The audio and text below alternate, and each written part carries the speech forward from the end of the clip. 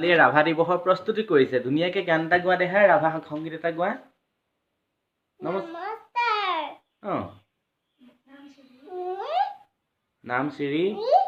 মতি হাজৰিকা মই এতিয়া ৰাভা সংগীত গাম